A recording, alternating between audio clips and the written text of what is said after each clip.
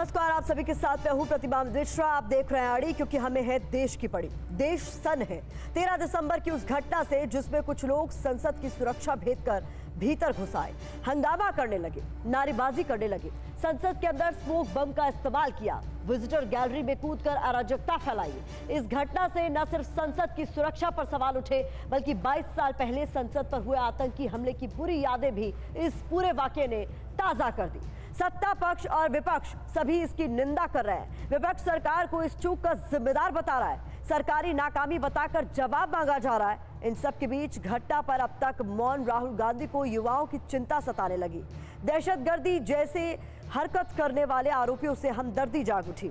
आज राहुल गांधी अचानक मीडिया कैमरे के सामने आए और कुछ ऐसा कह दिया जिस पर बड़ा सियासी बवाल खड़ा हो गया है। राहुल ने कहा कि जिन लोगों ने संसद की सुरक्षा में सेंध लगाई, उनका तरीका जरूर गलत था, मगर ऐसा करने पर मजबूर हुए क्योंकि वो बेरोजगार हैं। अब राहुल के इस बयान का तो यही मतलब निकलता है कि बेरोजगारों के गुनाह माफ करने पड़ेंगे। सबसे पहले सुनिए राहुल गांधी ने कहा क्या था। सुरक्षा ब्रीच पर आपकी क्या प्रतिक्रिया? सुरक्षा ब्रीच हुई है, हाँ, वो है, बट क्यों हुई? जो देश में सबसे बड़ा मुद्दा है, बेरोजगारी का मुद्दा, जो पूरे देश में उबल रहा है, मोदी जी की पॉलिसीज के कारण हिंदुस्तान के युवाओं को रोजगार नहीं मिल रहा। तो ब्रीच जरूर हुई है, बट इसके पीछे कारण बेरोजगारी है और महंगाई है। तो आपने सुना राहुल गांधी का ये बयान। ऐसे में कई तरह के सवाल उठते हैं और वो सवाल आपके सामने अब हम रखने जा रहे हैं जो राहुल गांधी के इस बयान के बाद उठ खड़े हुए हैं। सवाल नंबर 1, नौकरी के नाम पर आतंक जायज है क्या? ये बहुत बड़ा सवाल। दूसरा सवाल, इस पूरे वाकये के बाद, उनके बयान के बाद, ये कि युवा हताश है तो संसद में कूदना क्या सही है? तीसरा सवाल इस बीच जो है वो ये कि बेरोजगारी के नाम पर हिंसा करना क्या ठीक है? चौथा सवाल ये कि व्यवस्था में बदलाव के लिए अराजकता को क्या सही ठहराया जा सकता है? और पांचवा सवाल ये कि राहुल संसद साजिश के धुआंवादियों के क्या साथ खड़े हैं? ये तमाम वो ऐसे सवाल हैं जिसका जवाब तलाशने की कोशिश करेंगे और इस बीच हमारे साथ बहुत सारे मेहमान भी अड़ी में हमें ज्वाइन करेंगे। लेकिन राहुल गांधी ने जो आज बयान दिया है उसको लेकर सियासी भूचाल जरूर आ गया है। कुछ आंकड़े आपके सामने हम रखने जा रहे हैं ताकि आप समझ सके कि बेरोजगारी को लेकर राहुल गांधी ने जो बातें कही और महंगाई को लेकर जिस तरीके से उन्हें हवाला दिया, सरकार को वो कोस रहे हैं और आरोपियों की अराजकता को जायज ठहरा रहे हैं। मगर आंकड़े क्या कहते हैं? कांग्रेस और बीजेपी राज में विकास की जो रफ्तार है वो आखिरकार क्या है? आपके सामने जो हम कुछ आंकड़े रख रहे हैं उसे आप देखिए। मई 2014 तक देश की कुल जीडीपी 112 लाख करोड़ थी, जो कि 9 साल में 160 लाख करोड़ बढ़कर 272 लाख करोड़ हो गई। मोदी सरकार से पहले प्रति व्यक्ति आय की भी अब आंकड़े आपके सामने हम रख रहे हैं, जो कि 80,000 रुपए थे और अब 1,70,000 रुपए हैं।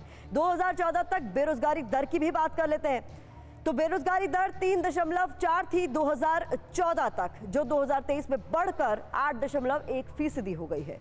मई 2014 में खुदरा महंगाई दर के आंकड़े आपके सामने 8.33% थी और वहीं नवंबर 2023 में खुदरा महंगाई दर 5.55% रही।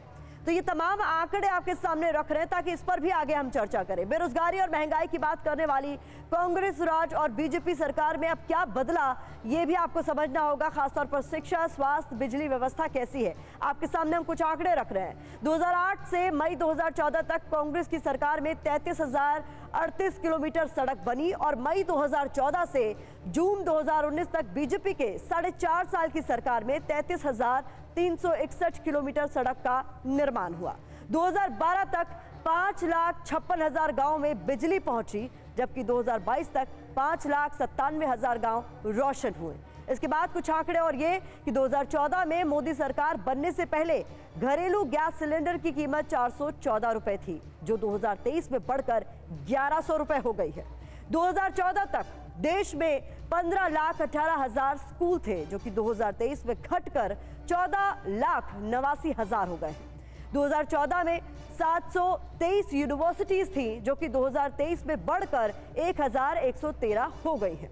अब कुछ और आंकड़े ये कि 2014 में स्वास्थ्य की बात करें तो ये आपके सामने मार्केट रख रहे 37,300 करोड़ का ये आंकड़ा बजट को लेकर आपके सामने है। और बीजेपी की बात करें 2023 तक तो ये 89 करोड़ 155, ये आपकी 89,155 करोड़ का ये आंकड़ा। और अब डॉक्टर्स की भी बात कर लेते हैं, इनकी संख्या किस तरीके से रही। कांग्रेस राज में 2014 तक 9.38 लाख और बीजेपी में 2023 तक 13 लाख से कुछ ज्यादा।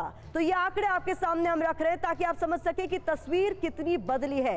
इस बीच हमारे साथ खास मेहमान जुड़ने लगे हैं। शहजाद पूनावाला, प्रवक्ता बीजेपी के, हमें ज्वाइन कर चुके हैं। इसके अलावा विवेक श्रीवास्तव, लेफ्ट के नेता, वो भी हमें ज्वाइन कर चुके हैं। आप दोनों का ही मैं एक एक कर रुख करूंगी, लेकिन सबसे पहले शहजाद आपका रिएक्शन चाहूंगी। राहुल गांधी ने बहुत बड़ी बात कह दी है, संसद में जो सुरक्षा में सेंध लगी है उसको लेकर उन्होंने सीधे तौर पर कहा है कि इसके लिए तो बेरोजगारी जिम्मेदार है। मुझे लगता है शहजाद आपको आवाज मिल रही है क्या हमारी?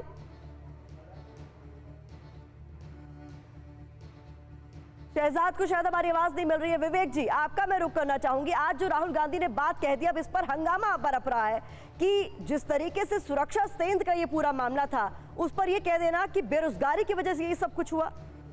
नहीं, जब देखिए, कोई भी आदमी जो है, कोई भी व्यक्ति, कोई भी अपोजिशन वाला, कांग्रेस या राहुल गांधी जी भी, कोई ये थोड़ी ना चाहता है कि संसद के ऊपर अटैक हो और लोगों के साथ कुछ इस तरह की हरकत, ऐसा कोई नहीं चाहता। Everybody wants safety, everybody wants progress. लेकिन प्रॉब्लम कहाँ है? प्रॉब्लम है कि जब देश की जनता, देश का युवा बेरोजगार रहेगा, पढ़ाई महंगी रहेगी। आपने बहुत सारे आंकड़े रखे डेवलपमेंट के लेकर, कुछ आंकड़े मैं दे देता हूँ। अभी रिसेंटली एक बच्चा मेरे पास आया था, बोला sir I want to do LLB। मैंने पता सरकारी कॉलेजेस में BA LLB, Indian Institute of Science, Indian Institute of Management Rohtak, सरकारी संस्था है। 6.5 लाख रुपए फीस है 1 साल की, 5 साल का कोर्स है, 30 लाख रुपए फीस, रहना खाना पीना हॉस्टल में होगा। Indian Institute of management Ahmedabad पे आ जाइए, सबसे जो बड़ा इंस्टीट्यूशन ऑफ मैनेजमेंट हमारे देश का है, वर्ल्ड लेवल का है, सरकारी है। उसकी फीस 25 लाख रुपए है 2 साल की करीब, शायद उससे ज्यादा ही है, रहना खाना पीना अलग। IIT की फीस आपकी बढ़ चुकी है। प्राइवेट स्कूलों की फीस यहाँ बैठे सभी दर्शक जानते हैं। हम लोग नोएडा में, हम स्टूडियो है ग्रेटर नोएडा, आप चले जाइए, इतनी सारी यूनिवर्सिटीज हैं, फीस पता करिए। एवरेजली पुअर कॉलेज की फीस भी 2-2, 2.5-3 लाख रुपए सेमेस्टर है इंजीनियरिंग की। यहाँ ये हाल चल रहा है।